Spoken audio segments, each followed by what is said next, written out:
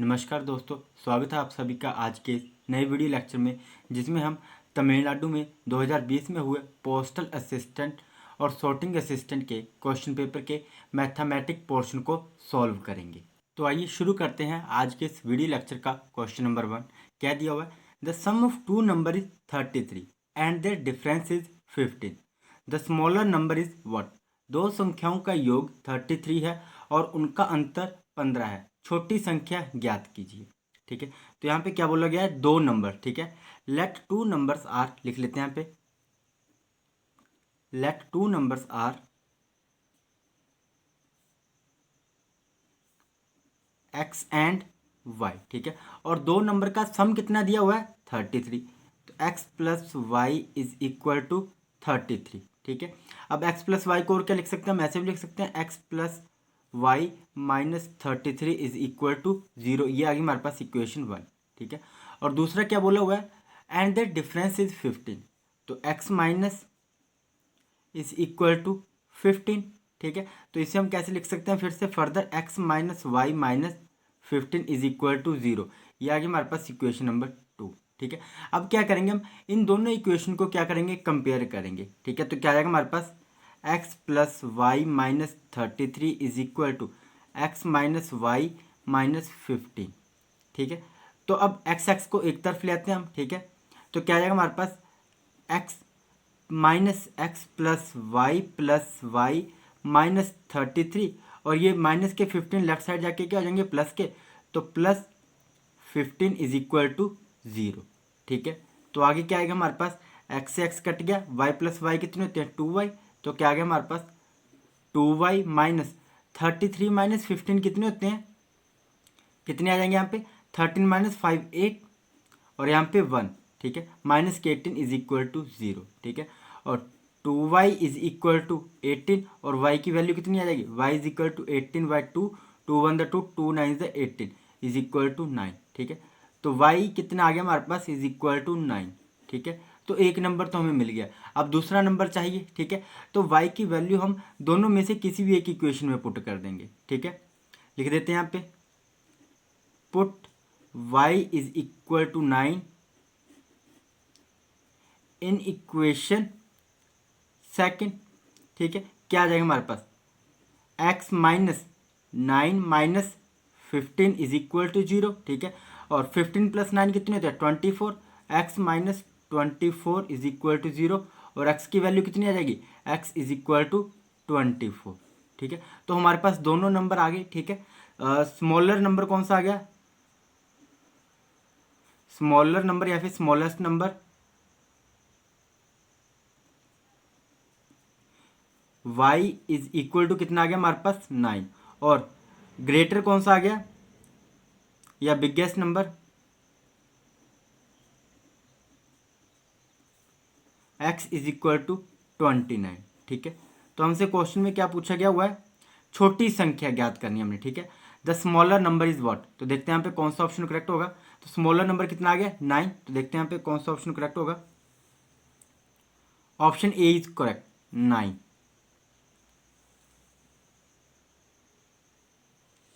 Question number 2, find the average of all the number between 6 and 34 which are divisible by 5। 6 और 34 के बीच उन सभी संख्याओं का औसत ज्ञात कीजिए जो 5 से विभाज्य है। ठीक है, तो यहाँ पे लिख लेते हैं हम सबसे पहले, number between 6 and 34 which are divisible by 5, which are divisible by 5। ठीक है, तो कौन कौन से आ जाएंगे 5 से डिविजिबल नंबर? 6 और 34 तक। 5 का टेबल पढ़ेंगे। 5 1 द 5, ये 6 से छोटा है। 5 2 द 10, 10 आ गया। 5 3 द 15, 5 4 द 20, 5 5 द 25, 5 6 द 30। ठीक है, और 5 7 द 35। तो हमसे कितने पूछे गए हैं जो 5 से डिविजिबल होंगे 6 और 34 के बीच में? तो अगर 5 7 द करें तो 35 हो रहा है। ठीक है, तो ये नहीं आएगा। ठीक है, तो कितने नंबर आए हमारे पास 6 और 34 के बीच में जो 5 से डिविजिबल है? 1 2 3 4 5। ठीक है, अब हमने निकालना क्या है? औसत निकालनी है, एवरेज। ठीक है, एवरेज निकालने का क्या फॉर्मूला होगा? Sum of all digit between 6 and 34 which are divisible by 5 over number of digit. ठीक है, तो क्या करेंगे हम उन सभी नंबर का सम निकालेंगे जो 5 से डिविजिबल है 6 और 34 के बीच में। तो कितना आएगा 10 जमा 15 जमा 20 जमा 25 जमा 30 बटे कितना आएगा हमारे पास, कितने नंबर है यहाँ पे 5। ठीक है, इन सभी को जब ऐड किया तो हमारे पास कितना आ जाएगा 100। 100 divided by 5, 5 on the 5, 5 20 the 100 is equal to 20। ठीक है, तो एवरेज कितनी आ गई यहाँ पे 20। किसकी एवरेज 6 और 34 के बीच में जो 5 से डिविजिबल है। ठीक है, तो देखते हैं यहाँ पे कौन सा ऑप्शन करेक्ट होगा। Option C is correct 20।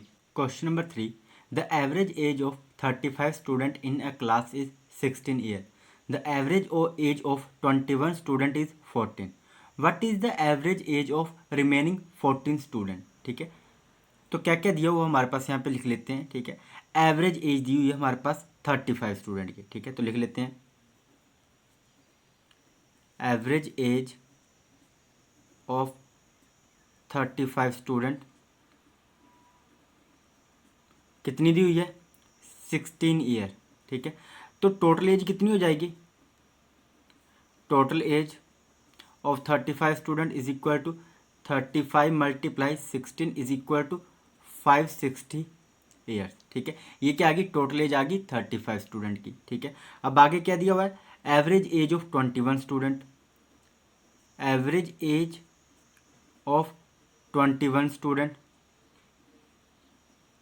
वो कितनी दी हुई है हमारे पास 14। ठीक है, average age of 21 student is 14 year. ठीक है, तो टोटल एज कितनी आ जाएगी फिर 21 स्टूडेंट की,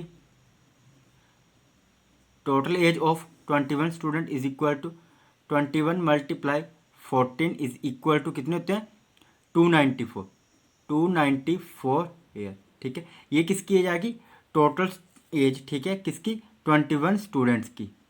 ठीक है, अब हमसे पूछा क्या गया है रिमेनिंग। ठीक है, अब हमने क्या निकालना है जो रिमेनिंग स्टूडेंट है 14। ठीक है, उनकी हमने टोटल एज निकालनी है। ठीक है, तो क्या आएगा total age of remaining student, total age of remaining 14 student, 14 student क्या आ जाएगी हमारे पास रिमेनिंग स्टूडेंट की। ठीक है, average age of total age of 35 student minus total age of 21 student. ठीक है, तो टोटल एज ऑफ 35 स्टूडेंट कितनी थी 560 माइनस टोटल एज 21 स्टूडेंट की कितनी आई 294 ईयर। ठीक है, तो इन दोनों को सब्ट्रैक्ट कर देंगे कितना आ जाएगा हमारे पास 266 ईयर, 266 ईयर। ये किसकी आ गई टोटल एज आ गई रिमेनिंग 14 स्टूडेंट की। ठीक है, तो एवरेज एज निकाल लेते हैं 14 स्टूडेंट की।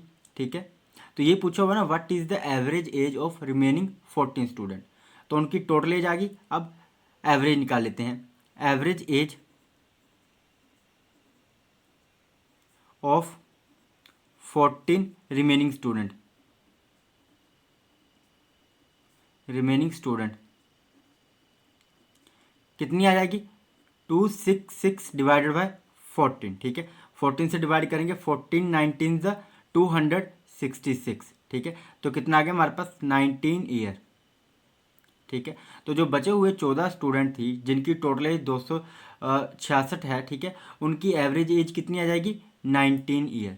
तो देखते हैं यहाँ पे कौन सा ऑप्शन करेक्ट होगा। Option D is correct 19 years. Question number 4. The average weight of ABC is 45 kg.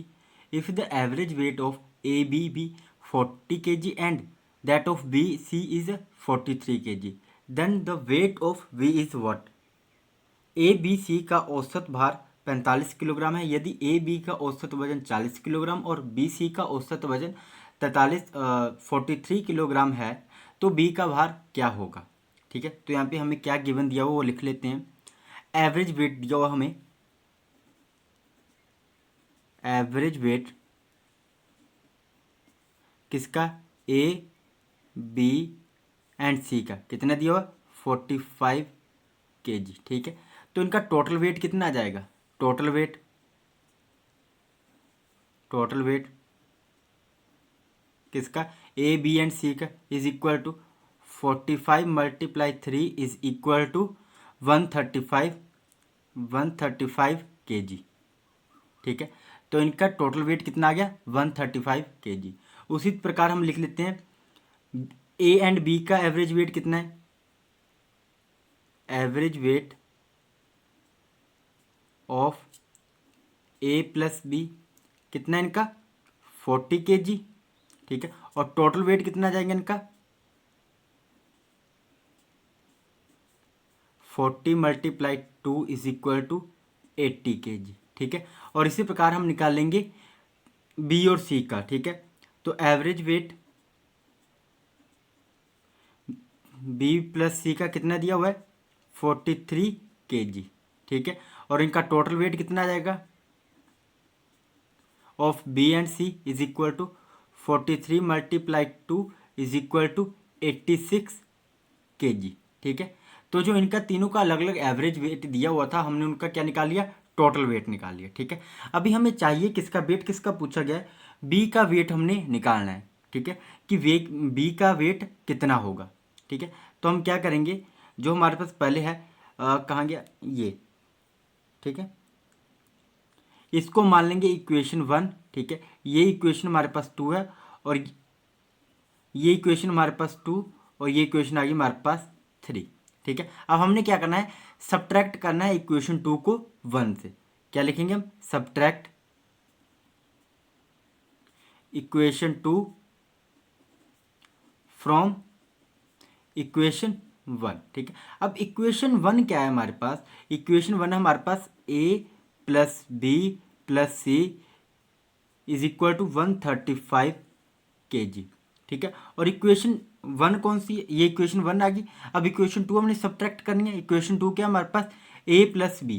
ठीक है, A plus B total weight वाला लिखना हमने, A plus B is equal to 80 kg। तो लिख देते हैं A plus B is equal to 80 kg। ठीक है, तो सब्ट्रैक्ट करते हैं यहाँ से, ए से ए कट जाएगा, बी से बी कट जाएगा, तो सी का वेट कितना आ गया हमारे पास 5। 13 माइनस 8 कितने होते हैं 5, तो सी का वेट कितना आ गया 55 kg। ठीक है, अब ये जो वैल्यू है सी की, ठीक है, ये हम पुट कर देते हैं, put C is equal to 55 kg in equation, कौन सी इक्वेशन में पुट करेंगे, इन इक्वेशन 3। ठीक है, इन इक्वेशन 3, क्या इक्वेशन 3 क्या है हमारे पास, b plus C is equal to 43 kg। ठीक है, अब c की वैल्यू हमें पता है कितनी है, b plus 55 kg is equal to 43 kg। ठीक है, सो यहाँ पे कितना आएगा हमारे पास 86 आएगा। ठीक है, b प्लस सी का कितना आ जाएगा 86, क्योंकि टोटल वेट लिख रहे हैं ना हम, तो total weight of b plus C का कितना आ गया 86 kg। ठीक है, तो यहाँ भी 86 kg आएगा। ठीक है, तो b का वेट निकाल लेते हैं यहाँ पे, v is equal to 86 minus 55 bracket बंद, kg को बाहर कॉमन ले लिया हमने। ठीक है, तो 86 माइनस 55 कितने होते हैं, 6 माइनस 5 1, और 8 माइनस 5 कितने होते हैं 3, तो b का वेट कितना आ गया 31 kg। ठीक है, तो हमने क्या करना है, b का ही वेट फाइंड करना था। तो देखते हैं यहाँ पे कौन सा ऑप्शन करेक्ट होगा, option D is correct 31 kg। Question number 5, A sell an article which cost him for 400 to be at a profit of 20%, B then sell it C making a profit of 10% on the price pay to A, how much does C pay to B. ठीक है, ए एक वस्तु बेचता है जिसकी कीमत उसे 400 रुपये से, ठीक है, और बी को वो 20% लाभ पर, ठीक है, बेचता है। बी फिर ए को दिए गए मूल्य पर 10% का लाभ कमाकर सी को बेच देता है। सी बी को कितना भुगतान करता है। ठीक है, तो देखते हैं यहाँ पे क्या क्या बताया गया हमारे पास, वो लिख लेते हैं। यहाँ पे हमारे पास कॉस्ट प्राइस दिया हुआ है। ठीक है, cost price for a, cost price for a कितना है 400 रुपीज़। ठीक है, अब वो क्या कर रहा है, अब वो उसे 20% लाभ पर बेच रहा है, किसे बेच रहा है बी को। ठीक है, तो सेलिंग प्राइस, ठीक है, सेलिंग प्राइस कितना आ जाएगा ए के लिए is equal to 400 plus 20% of cost price, mean 20/100 multiply 400। ठीक है, तो कितना आ गया 80, तो 480, 400 प्लस 80 कितने होते हैं 480 रुपीज़। ये क्या आ गया सेलिंग प्राइस, ठीक है। जब वो किसे बेचेगा, बी को वो आर्टिकल बेचेगा 20% प्रॉफिट पे, ठीक है। अब ये जो सेलिंग प्राइस है ये किसका कॉस्ट प्राइस है, ये बी का कॉस्ट प्राइस है, ठीक है। तो cost price for B, cost price for B कितना आ गया 480 रुपीज़, ठीक है। अब ये बोल रहा है कि जो बी ने जो खरीदा है ना, आर्टिकल खरीदा है, ठीक है, वो उसे फिर से 10% प्रॉफिट पे बेच रहा है, किसे, वो बेच रहा है फिर सी को, ठीक है। तो सेलिंग प्राइस कितना आ जाएगा बी का, फिर selling price is equal to 480 plus, ठीक है, 10%, तो मीन्स 10/100 मल्टीप्लाई कितना कॉस्ट प्राइस बी का 480, ठीक है। बी इसी के ऊपर ही 10% का प्रॉफिट कमा रहा है, तो कितना आ गया 0 से 0, 0 से 0, तो 480 प्लस 48 कितने होते हैं 480 plus 48 is equal to 8, 8 plus 4 12, 2 1, 4 plus 1 5, तो कितना आ गया 528 रुपीज़, ठीक है। अब ये क्या आ गया हमारे पास, ये आ गया है कॉस्ट प्राइस फॉर सी, कितना आ गया cost price for C 528 rupees. तो हमसे यही पूछा गया था कि जो सी है, ठीक है, वो बी को कितने रुपए का भुगतान करेगा, तो कितने रुपए का भुगतान करेगा 528 रुपीज़ का। तो देखते हैं यहाँ पे कौन सा ऑप्शन करेक्ट होगा, option C is correct 528 rupees. Question number 6, when a plot is sold for rupees 18,700 the owner lose 15%, at what price must the plot be sold in order to gain 15%। जब एक plot 18,700 रुपये में बेचा जाता है तो मालिक को 15% की हानि होती है। 15% का लाभ प्राप्त करने के लिए प्लॉट को किस कीमत पर बेचा जाना चाहिए। तो क्या दिया हमारे पास यहाँ पे गिवन डाटा वो लिख लेते हैं। यहाँ पे हमारे पास सेलिंग प्राइस दिया हुआ है, ठीक है। सेलिंग प्राइस कितना दिया हुआ है 18,700 रुपीज़, ठीक है। और लॉस कितना हो रहा है ये भी बताया गया, लॉस हो रहा है 15% का। हमने फाइंड क्या करना है यहाँ पे, कॉस्ट प्राइस हमने यहाँ पे फाइंड करना है, ठीक है। तो कॉस्ट प्राइस निकालने का क्या फॉर्मूला होता है, cost price is equal to 100/100 minus loss multiply selling price. तो वैल्यू पुट करते हैं यहाँ पे 100 ओवर लॉस कितना हो रहा है 15%, तो 100 माइनस 15 85 मल्टीप्लाई सेलिंग प्राइस कितना है 18,700 रुपीज़। ये क्या है हमारे पास सेलिंग प्राइस, ठीक है। अब हम मल्टीप्लाई कर देते हैं, ठीक है। तो कितना आ जाएगा cost price is equal to 1870000 divided by 85, ठीक है। तो 85 से डिवाइड करेंगे कितना आ जाएगा हमारे पास 85 वन द 85 मल्टीप्लाई कितना करेंगे हम, अगर हम मल्टीप्लाई करें 22 के साथ, ठीक है, तो कितना आ जाएगा हमारे पास 1870, ठीक है। 22 से किया तो हमारे पास कॉस्ट प्राइस कितना आ गया 22,000 रुपीज़, ठीक है। ये आ गया हमारे पास कॉस्ट प्राइस। अब नेक्स्ट क्या बोला गया है कि कितने प्रतिशत, मीन्स अगर हम उसे 15% लाभ पर बेचें, ठीक है, तो उसका सेलिंग प्राइस कितना होगा। तो अब देखो हम हमारे पास कॉस्ट प्राइस आ गया, कॉस्ट प्राइस कितना आ गया 22,000 रुपये, ठीक है। ये हमारे पास ओरिजिनल कॉस्ट प्राइस आया उस प्लॉट का, ठीक है। जब हमने इसे 15% लॉस पे बेचा तो कितना सेलिंग प्राइस था 18,700, ठीक है। अब हमने क्या करना है, इसे 15% प्रॉफिट पे बेच रहा है, तो प्रॉफिट कितना हो रहा है 15%। तो हमने फाइंड क्या करना है, सेलिंग प्राइस हमने यहाँ पे फाइंड करना है, ठीक है। तो निकाल लेते हैं सेलिंग प्राइस निकालने का क्या फॉर्मूला होता है, selling price is equal to cost price plus कितना प्रॉफिट हो रहा है कॉस्ट प्राइस पे वो लिखेंगे प्लस 15% ऑफ कॉस्ट प्राइस। तो वैल्यू पुट करते हैं, कॉस्ट प्राइस कितना है 22,000 प्लस 15/100 मल्टीप्लाई 22,000, 20 से 20 कटेगी तो कितना आ गया हमारे पास 22,000 plus 15 0 0 15 two the 30 0 3 15 two the 30 plus 3 33 is equal to कितना आएगा हमारे पास 25,300 रुपीज़, ठीक है। ये क्या आ गया हमारे पास सेलिंग प्राइस जब हम उसे 15% प्रॉफिट पे बेचेंगे। तो देखते हैं यहाँ पे कौन सा ऑप्शन करेक्ट होगा,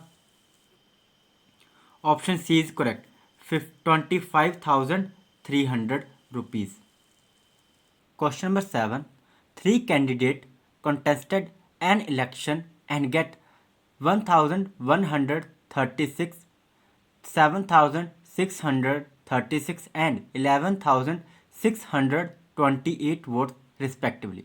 What percentage of total votes did the winning candidate get? 3 उम्मीदवारों ने एक चुनाव लड़ा और उन्हें क्रमशः 1136, 7636 और 11628 वोट मिले। विजयी उम्मीदवार को कुल मतों का कितना प्रतिशत प्राप्त हुआ? ठीक है, तो यहाँ पे हमारे पास क्या निकालना हमने कि जो उम्मीदवार जीता है, ठीक है, उसकी जो वोट्स है वो कितने प्रतिशत है, ठीक है, टोटल कैंडिडेट की। ठीक है, देखो हमारे पास यहाँ पे क्या क्या दिया हुआ है, टोटल वोट निकाल लेते हैं। Total number of vote, total number of vote, ठीक है, 3 कैंडिडेट्स को वोट पड़ी, मींस वोट्स क्या हो चुके हैं, डिवाइड, है ना। तो उन तीनों कैंडिडेट को जो वोट्स मिले उन्हें हम क्या कर लेंगे, ऐड कर लेंगे। ठीक है, फर्स्ट को कितने मिली 1136 प्लस सेकंड को कितनी मिली 7636 प्लस थर्ड को कितनी मिली 11628 और टोटल वोट्स कितनी होगी यहाँ पे फिर 20,400। ये क्या आ गया हमारे पास टोटल वोट्स। ठीक है, अब बोला कि जो जीतने वाला है, ठीक है, उसे कितने प्रतिशत, ठीक है, कुल मतों का कितना प्रतिशत प्राप्त हुआ। ठीक है, अब जो जीता उसे कितने वोट पड़े हैं, अब लिख लेते हैं परसेंटेज, रिक्वायर्ड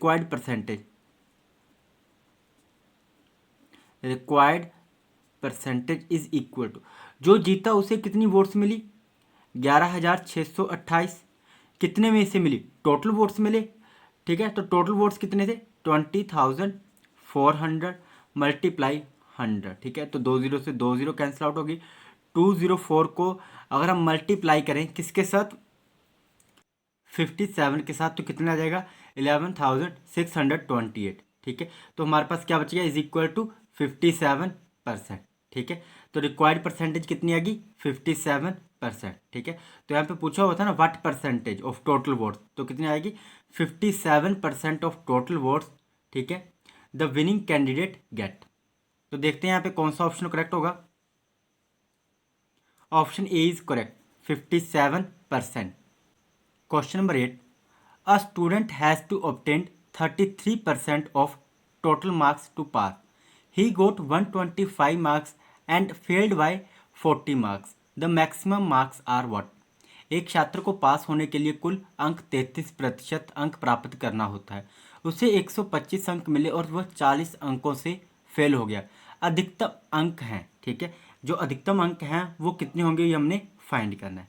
ठीक है, तो हम लिख लेते हैं क्या गिवन क्या दिया हमारे पास, जो टोटल मार्क्स हैं, ठीक है, जिनमें से उसका एग्जाम हो रहा है या जितने में से उसने अंक प्राप्त किए उसे हम क्या मान लेते हैं x। ठीक है, तो टोटल मार्क्स या फिर maximum marks is equal to कितना आ गया हमारे पास x।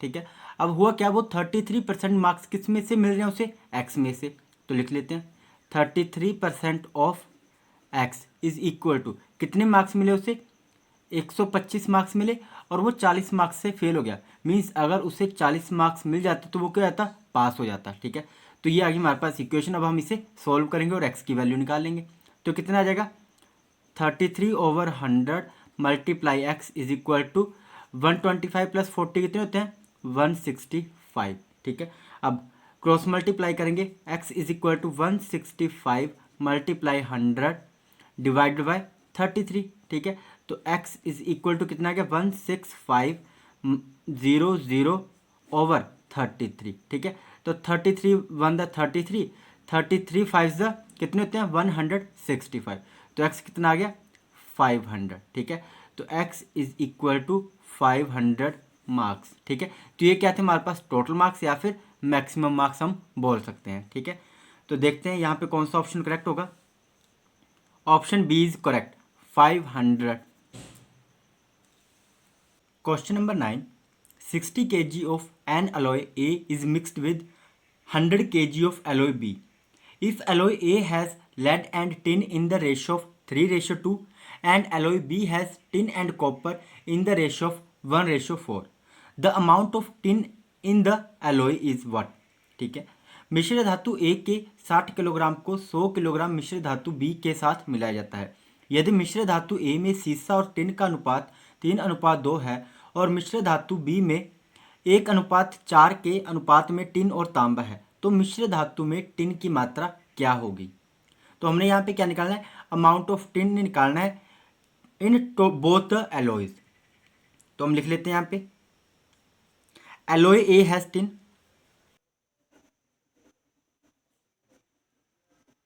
इज इक्वल टू कितना आ जाएगा हमारे पास 2/5 मल्टीप्लाई 60 इज इक्वल टू 5 1 5 5 12 60 12 2 24। ठीक है, तो जो हमारे पास एलॉय ए है उसमें हमारे पास कितना अमाउंट है टिन का 24।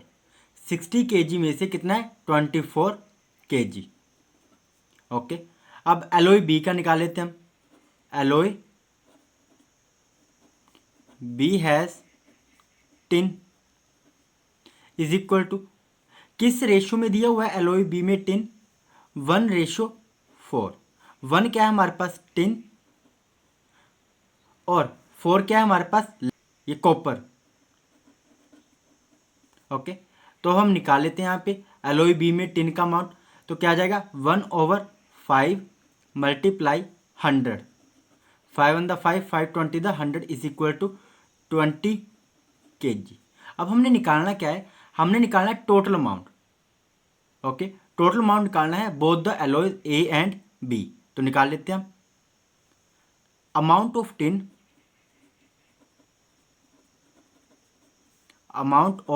Tin in alloys. अब हुआ क्या यहाँ पे, जो हमारे पास 60 kg एलॉय था ए का और 100 kg एलॉय था बी का, अब उन दोनों को मिक्स कर दिया और दोनों में मिक्स करने के बाद क्या होगा, इनकी रेशियो भी चेंज हो जाएगी। ओके, तो हम यहाँ से हम निकाल लेते हैं टिन का अमाउंट कितना आ जाएगा is equal to 24 kg plus 20 kg is equal to कितना आ जाएगा हमारे पास 4 2 2 4 44 kg। तो देखते हैं यहाँ पे कौन सा ऑप्शन करेक्ट होगा। Option B is correct 44 kg। Question number 10 the average age of 3 boys is 25 year and their age is in proportion of 3:5:7। The age of youngest boy is what?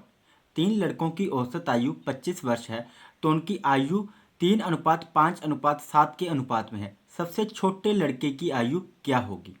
तो हमारे पास यहाँ पे गिवन क्या दिया हुआ है, average age of 3 boys is equal to 25 year. Total age कितनी आ जाएगी 3 बॉयज की? Total age of 3 boys is equal to 25 multiply 3 is equal to 75 years. अब क्या निकालना हमने, अब हमें रेशो दे रखी है इनकी एज की, ratio of their age is equal to 3:5:7 और इनकी एज के रेशो का सम कितना आ गया हमारे पास 3 + 5 + 7 इज इक्वल टू 5 + 3 8 8 + 7 15। अब हमने किसकी निकालनी है, सबसे छोटे लड़के की आयु, ठीक है, या फिर the age of youngest boy. तो निकाल लेते हैं यहाँ पे एज ऑफ यंगेस्ट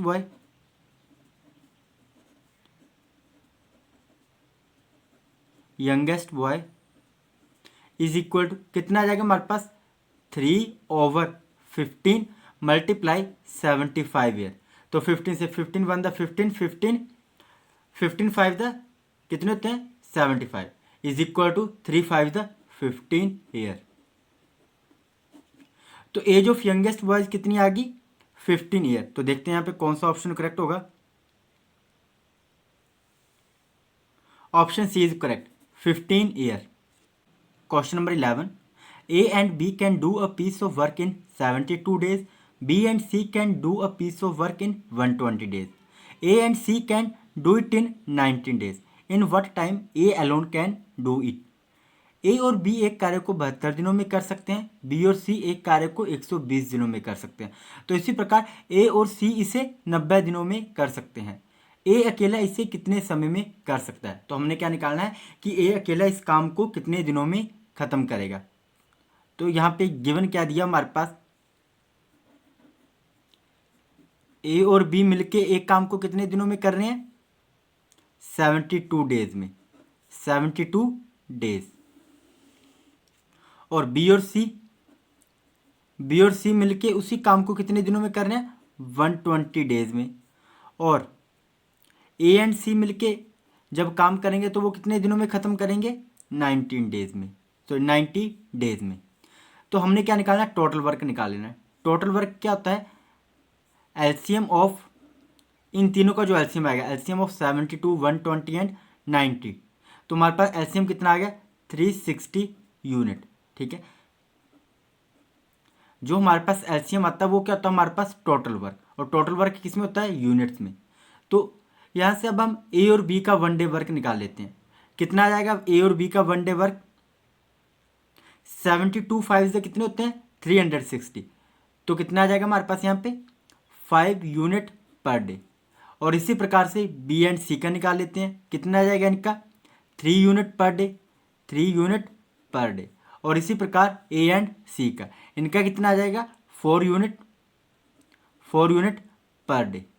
ओके, तो इन तीनों का A plus B and B plus C and A plus C, इन तीनों का 1 डे वर्क निकाल लेते हैं। A plus B plus C plus A plus C, इनका हमने क्या निकालना है? 1 डे वर्क, 1 डे वर्क। ठीक है, इज इक्वल टू कितना आ जाएगा इनका? जोड़ देते हैं इनको। ए और बी का कितना आ गया? बी और सी का। और ए और सी का कितना है? ए और बी का कितना है? 5 यूनिट। बी और सी का कितना है? 3 यूनिट। और ए और सी का कितना है? 4 यूनिट। तो कितना आ गया हमारे पास total work? 5 + 3 8, 8 + 4 12 unit per day. अगर ये तीनों एक साथ मिलके काम करेंगे, देखिए यहाँ पे A plus B plus C is equal to कितना आ गया?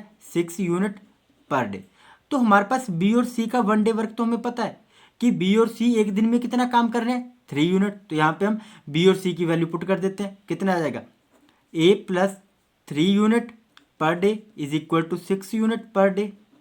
तो यहाँ से हम ए का काम निकाल लेते हैं। Implies that A is equal to 6 - 3 is equal to 3 unit per day.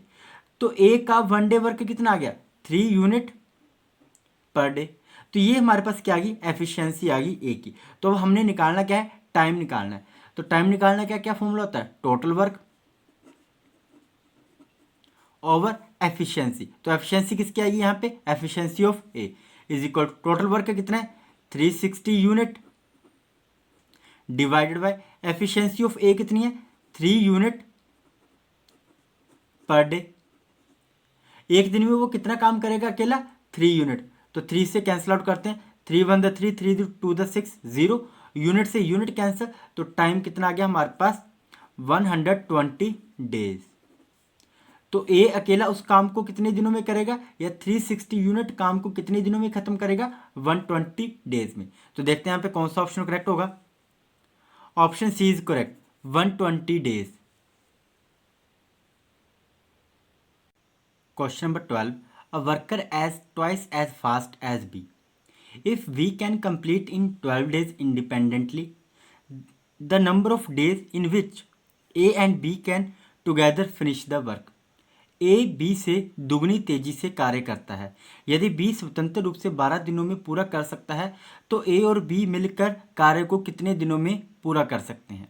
तो क्या दिया हमारे पास यहाँ पे हमारे पास ए और बी की एफिशिएंसी में रेशियो दी हुई है। ठीक है, क्या बताया गया यहाँ पे बोला है A work as twice as fast as B. ठीक है, अगर बी एक काम कर रहा है तो ए क्या करेगा? उसका दोगुना काम करेगा, 2:1। तो ये क्या आ गई हमारे पास? एफिशिएंसी की रेशियो आ गई। ठीक है, अब इसमें होता क्या है? हमारे पास डेज का रिलेशन होता है इसके साथ उल्टा, एफिशिएंसी के अपोजिट चलते हैं हम डेज में। ठीक है, तो क्या आ जाएगा हमारे पास? इसको ऐसे लिख लेते हैं, efficiency of A ratio efficiency of B is equal to 2:1। ठीक है, और डेज में क्या आएगा, ए कितने दिनों में काम करेगा रेशो बी कितने दिनों में काम करेगा, ठीक है, इज इक्वल टू इनका रेशो क्या आ जाता है, अपोजिट आ जाता है, ठीक है। तो क्या हो जाएगा यहाँ पे 1:2 आ जाएगा, ठीक है। तो देखो जो बी है वो अकेला एक काम को करने में कितने दिन ले रहा है, अगर बी एक काम को करने में 12 दिन ले रहा है, ठीक है, तो ए कितने दिन लेगा, ए उसका हाफ लेगा, तो कितना आ जाएगा यहाँ पे 6 डेज, ठीक है। बी कितने दिन में काम कर रहा है 12 डेज में, तो ए कितने दिनों में करेगा 6 डेज में। तो टोटल वर्क निकाल लेते हैं हम। टोटल वर्क क्या आ जाएगा, LCM of 6 and 12, LCM of 6 and 12, तो कितना आ गया हमारे पास एलसीएम इसका 12 यूनिट, ठीक है। ये क्या आ गया हमारे पास टोटल वर्क। और बोला अगर वो दोनों एक साथ मिलके काम करते हैं, ठीक है, तो क्या आ जाएगा, तो हम निकाल लेते हैं ए और बी का 1 डे वर्क। तो क्या आएगा हमारे पास efficiency of A plus efficiency of B is equal to 2 + 1 is equal to 3 unit per day, ठीक है। तो ये आ गई इनकी 1 डे की एफिशिएंसी अगर दोनों मिलके एक साथ काम करते हैं। तो हमने क्या निकालना है, टाइम निकालना है या फिर डेज निकालना है कि दोनों मिलके कितने दिनों में काम खत्म करेंगे। तो क्या आ जाएगा, time is equal to total work over efficiency of A plus B is equal to total work कितना है 12 यूनिट, और ए और बी की एफिशिएंसी कितनी आ गई 3 unit per day, 3 unit per day, ठीक है। तो यूनिट से यूनिट कैंसिल, 3 से 3 1 the 3, 3 4 the 12 is equal to 4 days, ठीक है। तो दोनों मिलके कितने दिनों में काम को खत्म करेंगे 4 दिन में। तो देखते हैं यहाँ पे कौन सा ऑप्शन करेक्ट होगा। Option A is correct 4 days. Question number 13, A and B can complete a work in 15 days and 10 days respectively. They started doing the work together, but after 2 days, B had to leave, and A alone complete the remaining work. The whole work was completed in what day? A और B एक काम को क्रमशः 15 दिन और 10 दिन में पूरा कर सकते हैं। उन्होंने एक साथ काम करना शुरू किया, लेकिन 2 दिनों के बाद B को छोड़ना पड़ा और A ने अकेले शेष काम पूरा किया। अब ए ने अकेले शेष काम को कितने दिनों में पूरा किया, ये हमने फाइंड करना है, ठीक है। तो यहाँ पे हमारे पास गिवन क्या दिया वो लिख लेते हैं। एक काम को कितने दिनों में कर रहा है 15 दिनों में, और बी उसी काम को कितने दिनों में कर रहा है 10 दिनों में, ठीक है, 15 डेज एंड 10 डेज, ठीक है। तो यहाँ से हम क्या करेंगे, टोटल वर्क निकाल लेते हैं। टोटल वर्क क्या आ जाएगा हमारे पास, एलसीएम ऑफ 15 एंड 10, तो इन दोनों का एलसीएम कितना आ गया हमारे पास 30 यूनिट। तो ए का 1 डे वर्क निकाल लेते हैं, क्या आ जाएगा 2 यूनिट पर डे, और इसी तरीके से बी का 1 डे वर्क निकाल लेते हैं, कितना आ जाएगा 3 यूनिट पर डे, ओके। यहाँ पे ए और बी का 1 डे वर्क निकाल लेते हैं। ए और बी का 1 डे वर्क कितना आ जाएगा हमारे पास 5 यूनिट पर डे। तो ए और बी का 2 डे वर्क निकाल लेते हैं। 2 डे वर्क कितना आ जाएगा 5 × 2 10 यूनिट पर डे। तो ए और बी का 2 दिन का काम कितना आ गया 10 unit per day. Remaining work is equal to कितना आ जाएगा 30 यूनिट टोटल वर्क है, ठीक है, और कितना काम किया उन दोनों ने मिलके 10 यूनिट, तो -10 unit is equal to 20 unit. ये क्या आ गया हमारे पास रिमेनिंग वर्क। अब हमने निकालना क्या है कि जो बचा हुआ काम है उसे ए कितने दिनों में ख़त्म करेगा, ओके। तो अब हम यहाँ पे ए का काम निकाल लेते हैं, ए का 1 डे वर्क, ठीक है, वो हमारे पास कितना है 2 यूनिट पर डे। तो अब टाइम निकाल लेते हैं, time for A completed remaining work is equal to कितना आ गया हमारे पास remaining work 20 unit over efficiency कितनी है उसकी 2 यूनिट पर डे। तो यूनिट से यूनिट कैंसिल, 2 1 द 2, 2 10 द 20 इज इक्वल टू 10 डेज। तो वो कितने दिनों में काम रिमेनिंग वर्क को ख़त्म करेगा 10 डेज में। और बोला क्या गया whole work was completed in, जो सारा काम है वो कितने दिनों में कंप्लीट होगा। तो यहाँ पे ए और बी का 2 डे वर्क भी तो आया हमारे पास, तो यहाँ पे हम 2 दिन और ऐड कर देंगे, 10 day plus 2 days is equal to 12 days. तो कितने दिनों में वो काम खत्म करेंगे? 12 डेज में। तो देखते हैं यहाँ पे कौन सा ऑप्शन करेक्ट होगा। Option C is correct. Question number 14, a car is running at a speed of 108 kilometre per hour, what distance will it cover in 15 second. एक कार 108 किलोमीटर प्रति घंटा की गति से दौड़ रही है, यह 15 सेकंड में कितनी दूरी तय करेगी। तो यहाँ हमारे पास क्या क्या गिवन दिया हुआ है। स्पीड कितनी दी हुई है? स्पीड हमारे पास दी हुई है 108 किलोमीटर पर आवर, और टाइम कितना दिया हुआ है? टाइम हमारे पास दिया हुआ है 15 सेकेंड, और हमने फाइंड क्या करना है? डिस्टेंस हमने फाइंड करना है। ठीक है, अब हमारे पास जो टाइम है वो सेकंड में दिया हुआ है। ठीक है, और जो स्पीड है वो किलोमीटर पर आवर में दी हुई है। तो हम क्या करेंगे, जो हमारे पास स्पीड है उसे हम किस में चेंज कर लेंगे?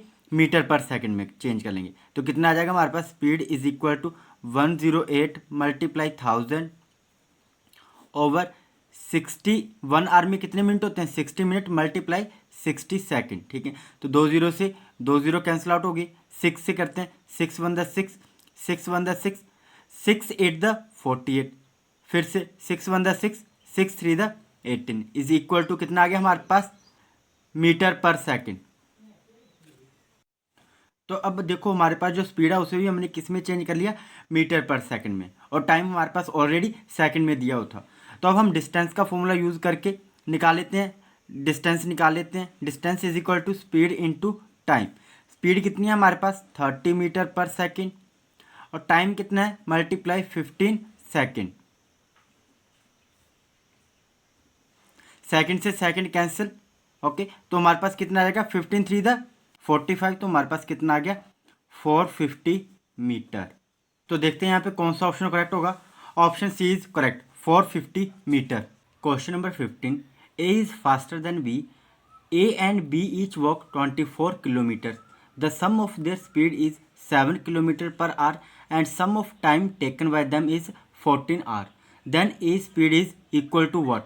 ए बी से तेज है, ए और बी प्रत्येक 24 किलोमीटर चलते हैं, उनकी गति का योग 7 किलोमीटर प्रति घंटा है और उनके द्वारा लिए गए समय का योग 14 घंटे है, तब ए की गति के बराबर होती है। तो हमने क्या निकालना है कि ए की गति किसके बराबर होगी, ये हमने फाइंड करना है। मीन्स स्पीड ऑफ ए हमने फाइंड करनी है। तो यहाँ पे हमारे पास क्या गिवन दिया हो वो लिख लेते हम। यहाँ पे हमारे पास स्पीड के बारे में बात की हुई है, किसकी? ए और बी की। तो यहाँ पे हम ए और बी लिख लेते हैं। ठीक है, ए और बी की स्पीड निकालनी है हमने। ठीक है, वो हमारे पास कितनी दी हुई है? ए की स्पीड हम एक्स मान लेते हैं और वाई की स्पीड हम वाई मान लेते हैं। ठीक है, और क्या बोला हुआ है कि जो ए की स्पीड है वो ज़्यादा है किससे? बी की स्पीड से। ठीक है, और इन दोनों की स्पीड का सम कितना है? 7 किलोमीटर। तो यहाँ से हम ऐसा लिख सकते हैं X plus Y is equal to 7 kilometre, क्योंकि इन दोनों की स्पीड का सम कितना आ रहा है? 7 किलोमीटर। डिस्टेंस क्या दिया हुआ है? डिस्टेंस दोनों के लिए सेम दिया हुआ है 24 किलोमीटर, और बी के लिए भी कितना है? 24 किलोमीटर। और टाइम कितना आ जाएगा? टाइम फॉर ए कितना आ गया हमारे पास? टाइम निकालने का क्या फॉर्मूला होता है? स्पीड निकालने का फॉर्मूला होता है डिस्टेंस ओवर टाइम। तो हमने क्या निकालना है? टाइम। तो हमारे पास डिस्टेंस ओवर स्पीड आ जाएगा। डिस्टेंस कितना है हमारे पास? 24 किलोमीटर, और स्पीड कितनी है हमारे पास? एक्स। तो कितना आ गया? 24 ओवर एक्स, प्लस बाई के लिए कितना आ जाएगा टाइम? 24 kilometre over Y. ठीक है, और इन दोनों के टाइम का जो सम है, ठीक है, वो किसके इक्वल दिया हुआ है? 14 आर के इक्वल दिया हुआ है। ठीक है, 14 आर के इक्वल दिया हुआ है। तो हम इसे सॉल्व कर लेते हैं, सिंप्लीफाई कर लेते हैं। एलसीएम कितना आ जाएगा इनका? X Y. ठीक है, एक्स से एक्स कट जाएगा तो हमारे पास कितना आ गया? 24 वाई, प्लस वाई से वाई कट गया, कितना आ गया? 24 एक्स इज इक्वल टू 14 आर। ठीक है, अब यहाँ से हम 24 को कॉमन निकाल लेते हैं, तो कितना आ जाएगा? 24 इंटू में कितना आ गया हमारे पास? Y plus X over X Y is equal to 40। यहाँ पे हमारे पास x प्लस वाई या फिर y प्लस एक्स लिख लें तो इसकी वैल्यू कितनी दी हुई है? 7 किलोमीटर। तो यहाँ पे अब हम पुट कर देंगे तो कितना आ जाएगा हमारे पास? 24 इंटू में 7 over X Y is equal to 14। ठीक है, अब फर्दर सॉल्व करते हैं इसे। क्या आ जाएगा हमारे पास? क्रॉस मल्टीप्लाई कर देते हैं। यहाँ पे कितना आएगा हमारे पास? 7 over X Y is equal to 14 over 24। फिर से करते हैं इसे, इम्प्लाइज दैट यहाँ पे कैंसिल आउट हो जाएगा 2 से, 2 7 द 14, 2 12 24। तो 1/xy is equal to 7/12 multiply 7, 7 से 7 कैंसिल आउट हो गया। तो अब क्रॉस मल्टीप्लाई करके हम एक्स वाई की वैल्यू निकाल लेते हैं। तो एक्स वाई किसके इक्वल आ जाएगा, X Y is equal to 12, ठीक है। तो एक्स वाई की वैल्यू कितनी आ गई, 12। तो अब जो हमारे पास ये x plus Y is equal to 7 है, इसे हम इक्वेशन 1 मान लेते हैं, ठीक है। और जो हमारे पास एक्स वाई की वैल्यू आई है, ठीक है, यहाँ से हम x की वैल्यू निकाल लेते हैं further. x is equal to 12/y, ठीक है। इस वैल्यू को हम पुट करेंगे इक्वेशन 1 में, तो हमारे पास क्या आ जाएगा, x की जगह कितना आ जाएगा, 12/y 12/y plus y is equal to 7, ठीक है। अब हम इसे सॉल्व करते हैं तो क्या आ जाएगा हमारे पास, एलसीएम लेते हैं, 12/y plus y/1 is equal to 7। LCM कितना आ गया हमारे पास इसका, y और y से y कैंसिल हो गए, तो हमारे पास कितना आ गया, 12 plus y² is equal to 7, ठीक है। अब हम इसे क्रॉस मल्टीप्लाई करेंगे, क्या आ जाएगा हमारे पास, implies that 12 plus y² is equal to 7y। जब हम इसे फर्दर इक्वेशन, इसे अब हमारे पास इसे हम क्या करेंगे, क्वाड्रेटिक इक्वेशन में चेंज कर लेंगे। तो क्या आ जाएगा हमारे पास, y² और -7y plus 12 is equal to 0। अब हमारे पास ये क्वाड्रेटिक इक्वेशन आ चुकी है, ठीक है। अब हम इसे सॉल्व करेंगे तो क्या होगा, यहाँ पे अब हमने फैक्टर बनाने हैं, ठीक है। फैक्टर इस तरीके से बनाने हैं, फर्स्ट और लास्ट को मल्टीप्लाई करके कितना आ रहा है हमारे पास, 12, ठीक है। और इन दोनों को इस तरीके से मल्टीप्लाई करना है कि जो भी दो नंबर होंगे उन्हें हम प्लस या माइनस करें तो कितना आना चाहिए, 7 आना चाहिए, ठीक है।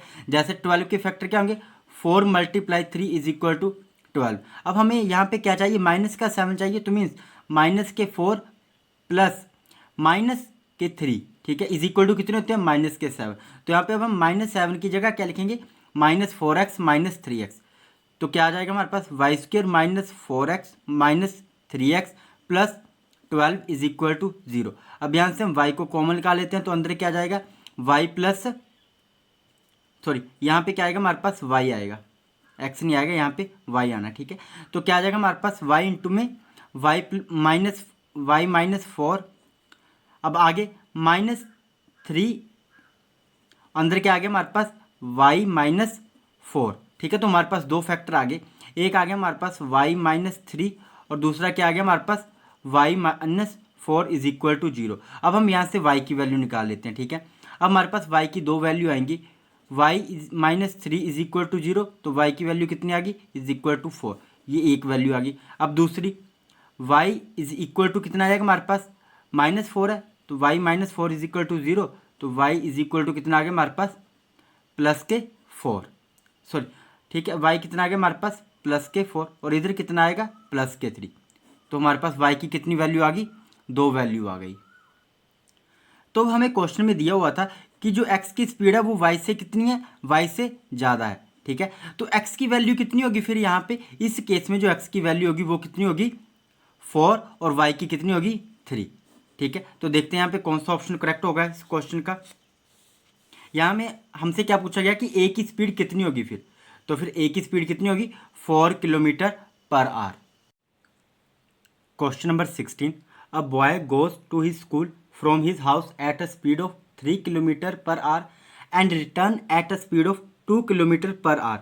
If he takes 5 hours in going and coming, the distance between his house and school is what. एक लड़का अपने घर से 3 किलोमीटर प्रति घंटे की गति से अपने स्कूल जाता है और 2 किलोमीटर प्रति घंटे की गति से वापस लौटता है। यदि वह जाने और आने में 5 घंटे लेता है तो उसके घर और स्कूल के बीच की दूरी कितनी होगी, ठीक है। तो यहाँ पे हम क्या मान लेते हैं, लेट जो डिस्टेंस है उसे हमने क्या मान लेना है, लेट डिस्टेंस भी is equal to x kilometre, okay. और टाइम कितना हमारे पास, टाइम हमारे लिए क्या दिया हुआ, t1 एंड t2 हमारे पास क्या है, ये टाइम को रिप्रेजेंट करेगा, ओके। अब देखो, अब फर्स्ट केस के लिए टाइम क्या होगा, टाइम निकालने का क्या फॉर्मूला होता है, स्पीड निकालने का होता है डिस्टेंस ओवर टाइम। तो टाइम का क्या आ जाएगा, डिस्टेंस ओवर स्पीड। ये फर्स्ट केस के लिए आ जाएगा, और दूसरे केस के लिए t2 कितना होगा, is equal to distance over speed. और फर्स्ट केस के लिए टाइम निकालना हमने, ठीक है। तो टाइम निकालने का क्या फॉर्मूला होता है, T1 is equal to distance कितना आ गया हमारे पास x, ओके, और स्पीड कितनी दी हुई है हमारे पास 3 kilometre per our, 3 kilometre per our. और सेकंड केस के लिए टाइम 2 कितना दिया हुआ है, डिस्टेंस x किलोमीटर ही है और स्पीड कितनी है, अब स्पीड कितनी हो रही है वापस में 2 किलोमीटर पर आवर, ओके। अब देखो, अब इन दोनों की स्पीड का सम कितना आ रहा है 5 किलोमीटर, तो हम निकाल लेते हैं। यहाँ पे क्या आ जाएगा हमारे पास x/3 plus x/2 is equal to 5, और इसका हम एलसीएम लेते हैं तो कितना आ जाएगा 3 to the 6 एलसीएम, तो यहाँ पे कितना आ गया हमारे पास 2x plus 3x is equal to 5, cross multiply किया तो कितना आ गया हमारे पास, implies that 2x plus 3x is equal to 30, add किया तो कितना आ गया हमारे पास, implies that 5x is equal to 30, और x की वैल्यू कितनी आ गई, x इज इक्वल टू 30/5, 5 1 द 5, 5 6 द 30, तो x कितना आ गया हमारे पास, x is equal to 6 kilometre. तो जो हमने डिस्टेंस माना था वो कितना आ गया 6 किलोमीटर। तो उसके घर और स्कूल के बीच में कितनी दूरी है 6 किलोमीटर। तो देखते हैं यहाँ पे कौन सा ऑप्शन करेक्ट होगा। Option C is correct, 6 kilometre. Question number 17, Nitish borrowed some money at the rate of 6% per annum for the first 3 years, 9% per annum for the next 5 years, and 13% per annum for the period beyond 8 years. If the total interest paid by him at the end of 11 years is rupees 8,160, how much money did he borrow? तो यहाँ पे हमारे पास principal हमने find करना है, तो यहाँ पे हमारे पास प्रिंसिपल नहीं दिया हुआ है, तो मान लेते हैं let money borrowed by him is equal to x rupees, okay. अब हमारे पास और क्या दिया हुआ है, इंटरेस्ट दिया हुआ है। तीन जो हमारे पास इंटरेस्ट है, फर्स्ट केस में इंटरेस्ट कितना आया, दूसरे केस में इंटरेस्ट कितना आया, और तीसरे केस में इंटरेस्ट कितना आया, उन तीनों का सम हमारे पास दिया हुआ है कितना 8,160। तो टोटल इंटरेस्ट कितना आ गया, total interest is equal to I1 plus I2 plus I3 is equal to 8,160 rupees. अब निकाल लेते हैं टोटल इंटरेस्ट कितना आ गया हमारे पास, ये आ गया। तो हमने प्रिंसिपल हमने फाइंड करना, कर लेते हैं 8,160 is equal to, first case के लिए क्या आ जाएगा हमारे पास, प्रिंसिपल x मल्टीप्लाई रेट कितना आ गया 6/100, और टाइम कितना है 3 ईयर, प्लस दूसरे केस के लिए प्रिंसिपल हमारे पास सेम है, मल्टीप्लाई, अब रेट कितना हो चुका है 9%, मीन्स 9/100, मल्टीप्लाई टाइम कितना है, टाइम है 5 year, okay, plus x principal हमारे पास फिर से x मल्टीप्लाई, अब हमारे पास रेट कितना है, अब रेट है हमारे पास 13%, 13/100 मल्टीप्लाई, अब टाइम कितना आएगा, ठीक है। अब हमारे पास टोटल 11 ईयर हो रहे हैं, तो देखो 3 + 5 कितने हो गए 8, अब कितने ईयर के लिए आएगा ये 13% इंटरेस्ट, 3 ईयर के लिए, तो मल्टीप्लाई 3। अब इसे सॉल्व करते हैं, 8160 इज इक्वल टू एलसीएम कितना आ गया तीनों का 100, अब सोल्व करके कितना आ गया 6 3 18x plus 45x plus 39x, cross multiply करेंगे कितना आ जाएगा 8160 मल्टीप्लाई 100 किया तो कितना आ गया 20 और होगी, ठीक है। अब 18 प्लस 45 प्लस 39 कितने होते हैं, इन तीनों को ऐड करेंगे तो हमारे पास कितना आएगा 102x, और यहाँ से हम x की वैल्यू निकाल लेते हैं, x is equal to 816,000 divided by 102, okay. अब 8 से मल्टीप्लाई करेंगे 102 द 1 एंड 102 द 2 8 द 860, तो कितना आ गया हमारे पास x is equal to 8,000 rupees. ये क्या आ गया हमारे पास प्रिंसिपल। तो देखते हैं यहाँ पे कौन सा ऑप्शन करेक्ट होगा। Option A is correct, ₹8,000।